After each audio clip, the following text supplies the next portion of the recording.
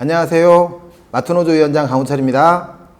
오늘은 현장 투쟁에 대한 이야기를 한번 해보려고 합니다. 우리 현장에는 무수히 많은 일들이 벌어지고 개선해야 할 것들이 넘쳐나죠.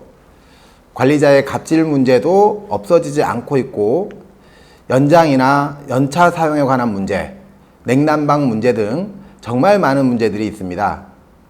알아서 개선되면 정말 좋겠지만 회사가 알아서 바꿔주지는 않습니다.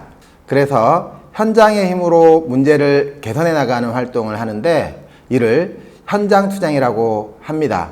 임금 인상처럼 노동조합 중앙이 직접 지휘해서 해결해야 하는 문제들도 있지만 현장 투쟁을 잘 하면 상당히 많은 것들을 해결할 수도 있고, 현장 투쟁을 통해 우리 조합원들이 당당하고 더 힘있는 조합원으로 성장하기 때문에 현장 투쟁은 매우 중요합니다. 그러면 현장 투쟁 어떻게 해야 할까요? 어떻게 해야 잘할 수 있을지 한번 살펴보도록 하겠습니다.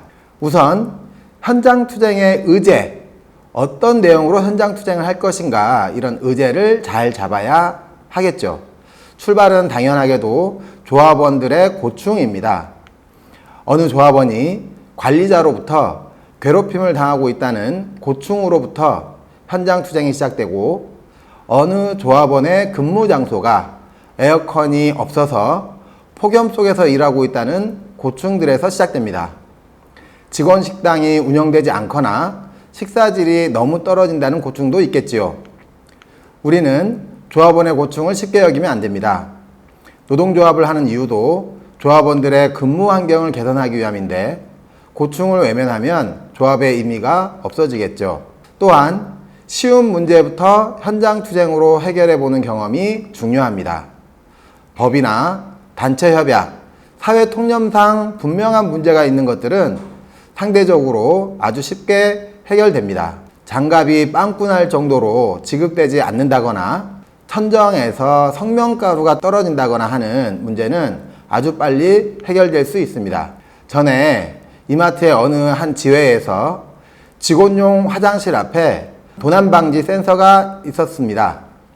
직원을 도둑 취급했던 건데요. 노조를 하기 전에는 무심코 지나쳤지만 노조를 하니까 이게 눈에 보이는 거예요. 이건 이제 인사 담당자에게 문제 제기하면서 바로 해결됐습니다. 또 다른 예를 들어볼까요? 계산대에 의자가 있지만 앉을 수가 없었습니다. 계산대 밑에 막혀 있어서 무릎이 들어갈 자리가 없었거든요. 그래서 앉을 수 있게 해달라 요구해서 지금은 막혀 있던 자리가 다 뚫려 있게 되어 있죠.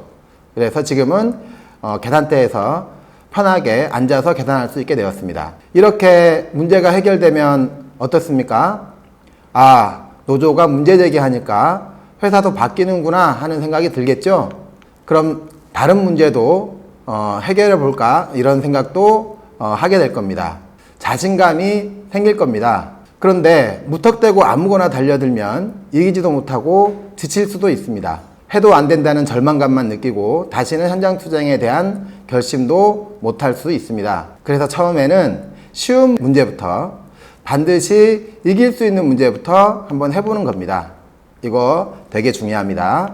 또한 두 번째로는 조합원이 함께하는 현장 투쟁이어야 이긴다는 것입니다.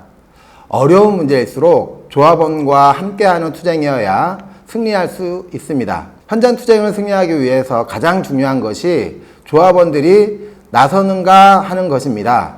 아시는 것처럼 노동조합의 힘은 조합원에게서 나오죠. 회사와 임금 협상을 하는데 회사는 동결을 주장하고 노조는 물가 인상률만큼은 인상되어야 한다고 주장한다 칩시다. 회사는 버티면 그만이죠. 그런데 전국의 매장에서 조합원들이 피켓을 들거나 더 나아가서 파업을 하거나 하면 어떨까요?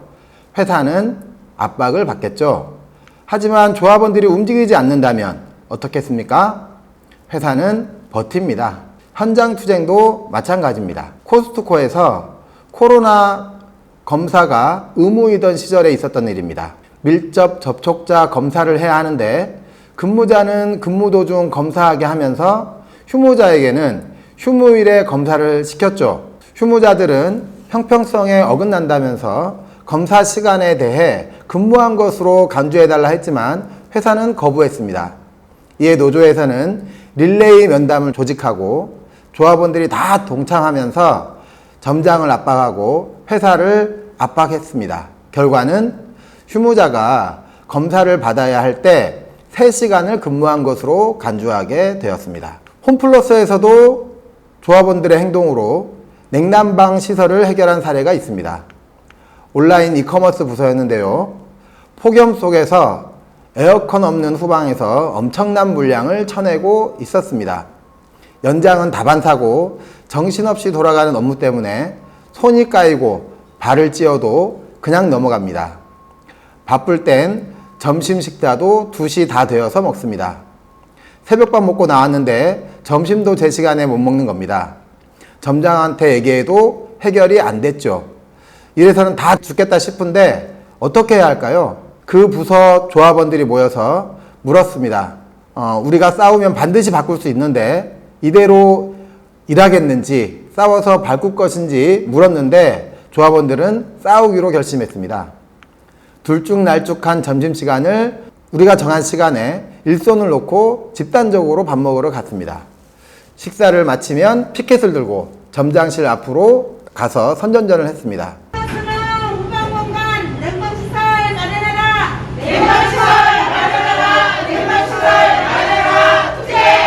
퇴근하면 매장 입구에서 선전전을 했고요.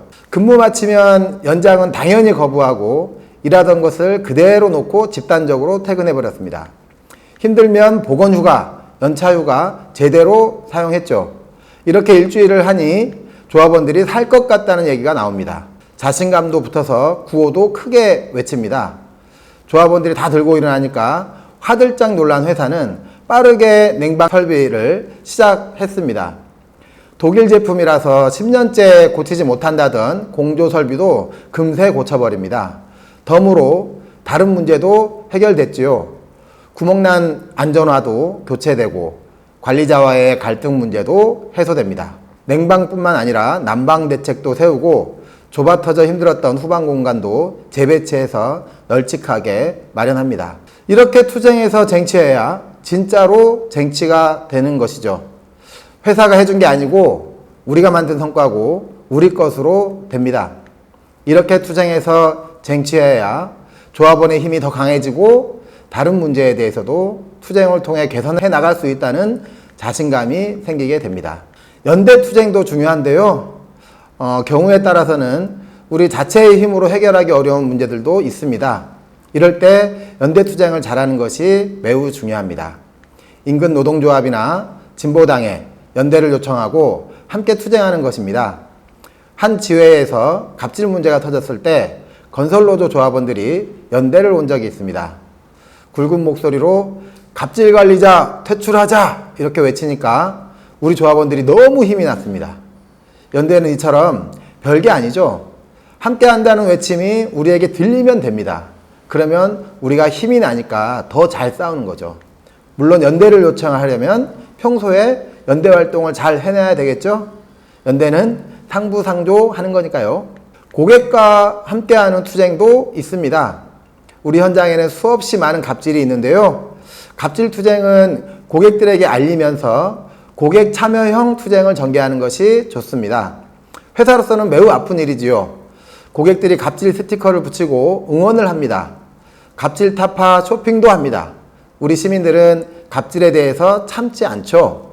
그래서 갑질 투쟁의 경우에는 고객과 함께하는 투쟁이 매우 유용합니다. 그 밖에 천막도 치고 농성도 할 수 있습니다. 하지만 천막 함부로 치면 안 됩니다. 치는 건 쉬워도 정리하는 건 매우 어렵습니다. 정말 안 되겠다 싶을 땐 꼭 본부와 상의해서 함께 판단하고 이길 때까지, 승리할 때까지 천막 농성은 지울 수 없기 때문에 반드시 승리해야 합니다. 자, 정리해 볼까요? 현장 투쟁은 조합원들의 고충을 해결하기 위한 것으로 출발하고 쉬운 문제를 해결하는 것부터 시작해야 합니다. 조합원들이 함께하는 투쟁으로 만들면 쉽게 해결할 수 있고 현장 투쟁을 통해 우리 조합원들은 더 당당한 조합원으로 성장하게 됩니다. 해결이 어려운 문제는 연대를 통해 더 큰 힘을 만들어낼 수 있습니다. 자, 어떠십니까? 현장 투쟁 한번 준비해 보겠습니까? 현장 투쟁은 회사가 걸어오는 싸움이 아니라 우리가 하고 싶은 투쟁으로 해야 쉽게 이깁니다. 회사가 구조조정한다고 희망퇴직을 받습니다. 이거 대응 쉬울까요? 어렵습니다. 회사가 점포 매각한다고 해요. 그럼 우리 어떻습니까? 피 터지게 싸우잖아요. 회사가 걸어오는 싸움에 대해 우리는 반드시 대응을 해야 되지만 쉽지는 않습니다. 그래서 현장 투쟁은 우리가 하고 싶은 투쟁으로 시작하는 것이 좋습니다. 조합원들과 얘기하면서 바꾸고 싶은 것을 찾아보십시오. 엄청 많습니다. 당연히 쉬운 것부터 한번 해봅시다. 고맙습니다.